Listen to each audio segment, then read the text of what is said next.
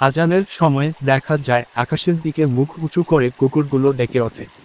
অনেকেরই মনে প্রশ্ন জাগে, আজানের সময় কুকুরগুলো কেন ডাকে? এর প্রশ্নের উত্তর রয়েছে হাদিসে।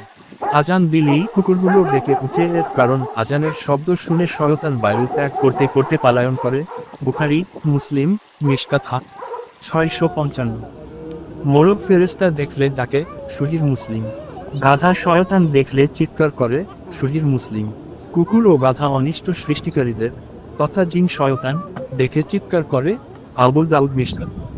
আজানের শব্দ শুনে শয়তানকে বায়ু ত্যাগ করতে করতে পলায়নরত অবস্থায় দেখে কুকুরগুলো ডাকতে থাকে। হযরত জাবির হতে বর্ণিত, তিনি বলেন, আমি নবী করিম সাল্লাল্লাহু আলাইহি ওয়াসাল্লামকে বলতে শুনেছি, তিনি বলেন, যখন তোমরা রাত্রে কুকুরের চিৎকার এবং গাধার ডাক শুনতে পাবে তখন আল্লাহর কাছে অভিশপ্ত শয়তান হতে পানা চাইবে। কেননা ওরা এমন কিছু দেখতে পায় যা তোমরা দেখতে পাও না। মিশকাত শরীফ, পৃষ্ঠা -373।